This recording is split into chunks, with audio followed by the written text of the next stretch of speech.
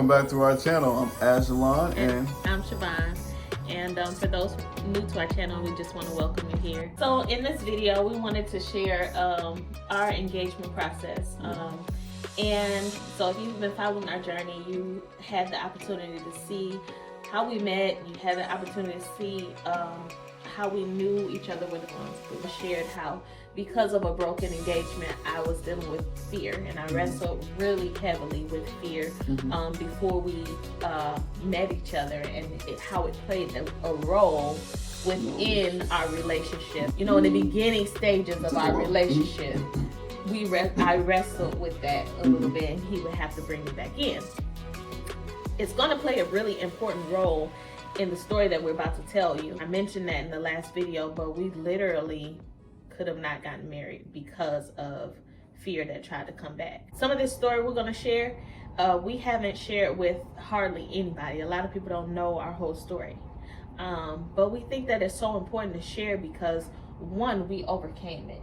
And I think that it's part of our testimony. So there's parts that we didn't share. We decided that, you know, we want to own every part of our story because it's our story. It's our story. Yeah. And it did have to do with other people, but it's our story. It's our story. And so we want to share this with you. Some of you guys might be in your process. And so we want to be able to help you as you go through your process, just in case something comes up, you know, whatever. And we just want mainly to be transparent because transparency brings healing. And so, this is something that we have overcome. So as we got engaged, you can go ahead and tell our engagement story. Since I led off the engagement, I suppose I can pick it up from here. Okay. We have been together for 2 years. Right. And at this point in time, you were living with your mom again. I was living in my house. It was time for us to get married. It's 2 years. What we waiting on? You know, not what we waiting on, but you know. We knew going in that we wanted to get married. We knew what we had already set our expectations that this is it. You know. The problem was we were broke. Right. We scrounged up enough money, not a whole lot of money, but just enough to have for a down payment on the place that we wanted to get married at. So we took that money, and when we came together with that money, I'm saying, look, I'm gonna put this money on this down payment down. That means we're engaged. That means we're engaged. So, in my mind, we were engaged. In her mind, because there was no ring, we were not engaged or half engaged. But just not enough for me to share with everybody that we were engaged. I was. See, I'm speaking about faith that we only by faith, all right. The year that we got married, we wanted to make it. We wanted an outside wedding, and we had like 6 months of maybe good weather. We got to put it out to the furthest date we can get, which was the end of 6 months.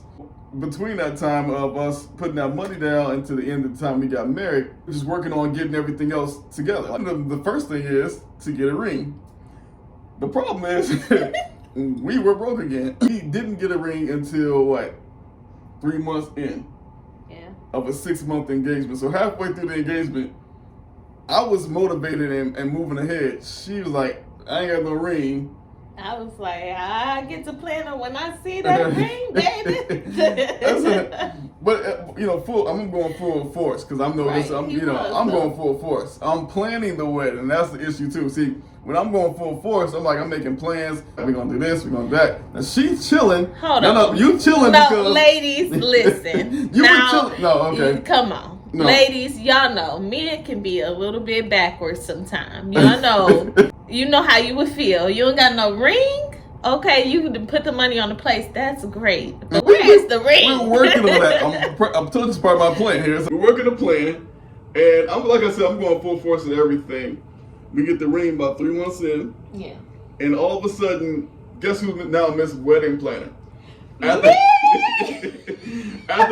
I put the plans together, everything's gotta change. Listen, it's gotta be her way. This man is so funny because he was proceeding. Like, he knew we were okay with the date. Like, that was our date, but I wasn't putting my energy into it because I was like, I don't have no ring. But this man was doing, I had to give it to him. He was planning this wedding, okay, until I took over. And I said, okay, now I got my ring. Now I'm ready to plan. So every woman wants their wedding, right? I'm a planner, though. I'm a planner of a project. I get on the project and I plan and I work things out. He's like he likes design and stuff like that too. So I have to give it. And I am not that person. Like they say know your strengths. That's not a strength of mine. So yeah. So by the time she was really starting to tell people that we were engaged, although we told a lot of close people, by the time she told some of the other people, they're like, wait, you getting married in 3 months? I was around for like the last 2 years, so it wasn't like a big surprise. Right. But we were just working on it at that time. Yeah. Here's where the problem comes in, right? I expressed to you guys how, I had been at a church and I was at church all the time, like every day, all the time. It's played a role because, I had the approval of my family already. Like, they were on board.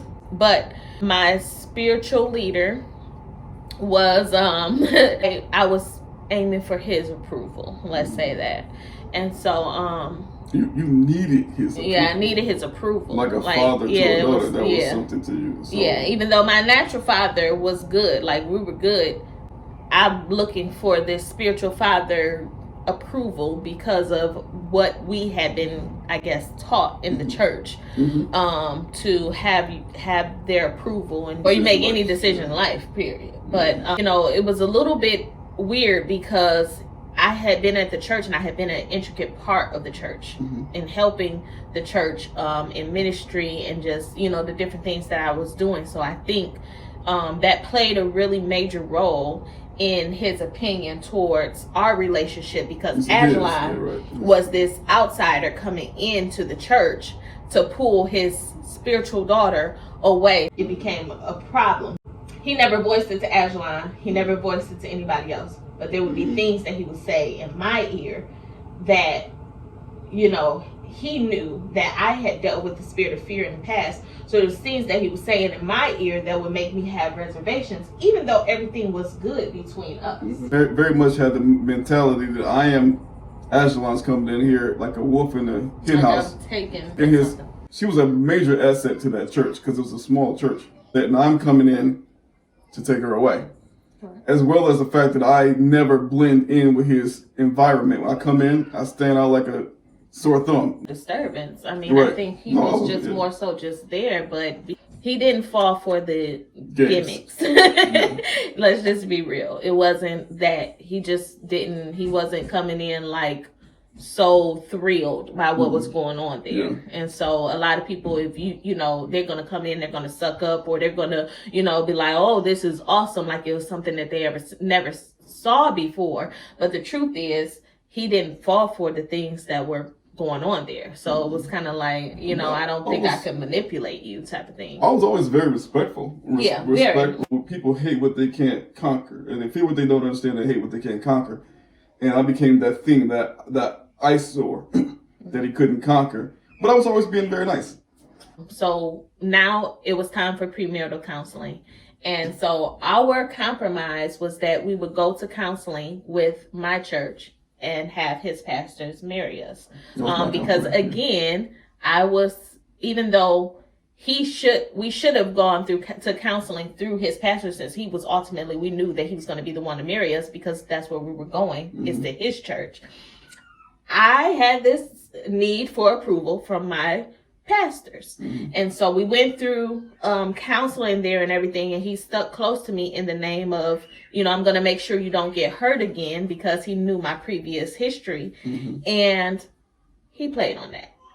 He manipulated that in a way that he was able to speak, put seeds of doubt in my ear. Like at counseling, when we were together, everything was good. But it was just outside of that, he was saying things that I didn't know was actually embedding in my spirit. We get done with their counseling, and I woke up one night in the middle of the night and near about had a panic attack out of fear. I was afraid that I was making a bad move. I was afraid that maybe I'm not supposed to be getting married. Now, mind you, I'm supposed to be having my bridal shower, within the next week or so. Yeah. Like we were right up on the wedding time. We were getting married the next month. Yeah, we were getting married the very next month. So I was having my bridal shower and I just woke up in fear, and I felt like it was God. Like, oh, God was trying to tell me I was going the wrong way. Which all of this time though, God had been with us like in so many ways. God had been speaking to us. God had been making himself so sure to me. I knew that I was following. I knew even the things that he would allow me to see within the ministry. He was showing me, like he was opening up my eyes to what was really going on. But somehow something had gotten in there. Yeah. And like I said, Siobhan and I were so close. Yeah. Physically, and like we were just like, there's really no gap between us because I was, at this time you had your own car, but we would basically be together all the time. Yeah. And we would always be on the phone. We always knew where each other were. And even when I was, when you were at church, like throughout the nights or whatever, and I know I didn't have church, I would go, come see about, go, service with you. Yeah. We were together all the time. But when I wasn't around, it's the times that he snuck in and said different things and tried to, plant seeds of doubt in a very fearful person. That day, I called Siobhan. It was one day, it was like a couple days before her bridal shower. And, she had her car. She was supposed to drive herself to work. I call her up, and her mom answers the phone. I said, hey, Mom, what's going on? She said, because her mom answered her phone. I'm like, you okay? She says, yeah, I'm okay. She said, are you okay? I'm like, yeah, I'm all right. What's up? And so I get on the phone with Siobhan, and she tries to hit me with the news, or she does hit me with the news about, she's saying some stuff like, I don't know if we should be getting married now. I'm not sure hit me with the date in April. I was saying like, maybe we shouldn't get married right now. Let's wait until April. And get married, and then I was supposed to, the reason I was saying let's wait until April was because I was in training to be a minister, even though I was already ministering. I was already doing everything that a minister does, but I mean, I was prophesying, I was teaching, I was praying, I was preaching. I mean, I was teaching Sunday school. I was already a minister. Right. I just didn't have the title. And so, something was used there. My desire for ministry was used to keep me there, and so now it's like, because that was something that he had said, basically, well, maybe I thought you were going to finish your training first. Yeah. And so, all sorts of these things that are being played in her head, unbeknownst to me. Yeah. I was saying, let's wait. He didn't take it very well. As patient as Adeline had been all the times that I had went back to this fear mode, this time he was just like done. He was not having it. It was like, okay, our wedding is a month away. I done put everything out here. You haven't been supportive this whole time. You hop on 3 months and now you're done. Okay. Yeah. Wow. With no reason. So no real reason. Something that happened is one thing, but we were good. We had to make an emergency counseling session with his pastor now. So we were supposed to go there before getting married anyway, but now it's like, no, we got to go right now. So his pastor was nice enough to let us come and do an emergency counseling session. And we got in there, and Ash was just, he was done. He just is like, look, I'm done. I don't need her. Whatever. I said literally, I don't need her then. Yeah. It got real quiet. It was really tense. I didn't know what to do. I was very upset, and I don't really get that kind of mad, but I was really mad, and I think I kind of meant it at the time, because she was trying to abort everything that we had built, and with no reason. So I was like, well, then I don't need you. Yeah. So his dad's like, hold on. Like, okay, he had to bring it back in. And, he was just letting me talk. And, he was asking me, what is it that I felt? And I was telling him, basically my burden for the ministry there, and how I felt like I was there to help it or to help change it. Even though I saw the things that was going on, I felt like maybe God was going to use me to help change the ministry or whatever the case was. And so, he also asked me like, well, has anybody, planted any seeds of doubt? And when I thought about it, I'm like, wow, yes, this voice was literally in my ear the entire time that we were counseling. Like I said, he had made himself close to me in the name of making sure I didn't make a mistake. Yeah. But really, it was a voice that was speaking doubt the whole time. And so once I realized that, it was like a breath of fresh air. Like, it all began to make sense. And he began to walk me through the word. And we left there, and we actually made it through. Yeah. And I had, we talked, and it was good. We were back on the same page. Yeah. We went on with our bridal shower. Nobody really even knew that we had y'all wasn't coming to a wedding. Full stop, right? Right. Y'all wasn't coming to a wedding next month. But we made it through, and we had the day of our wedding. It was, like he said, the end of September. We had pushed our wedding back as far as you can for the wedding. Yeah. It was supposed to be cold that day. It was supposed to be rainy. Mm-hmm. And the Lord blessed so. Yeah. It was so hot. Beautiful. It was a beautiful, hot day. The sun was shining. The bees were everywhere. And we had an outside wedding. Yeah. But the sun was shining, and it was beautiful. And we knew that was God. Like, it was like a sign to us, like, yeah. And other people even came to me saying, like, wow, God did that. God gave you guys such a beautiful day. And we just knew, like, God was confirming. And it was so much peace even after that. So I would think in that season I learned, this is before we got, we were talking about after the marriage later on, but I think in that season I definitely got chiseled. I definitely got more matured in the things of God, because now I'm out here trying to hear from God, like, what's going on with my soon-to-be bride. And, some of those times you hear nothing. It's one of those times when you hear absolutely nothing from heaven, when you're so used to hearing much from heaven. And I'm just trusting God.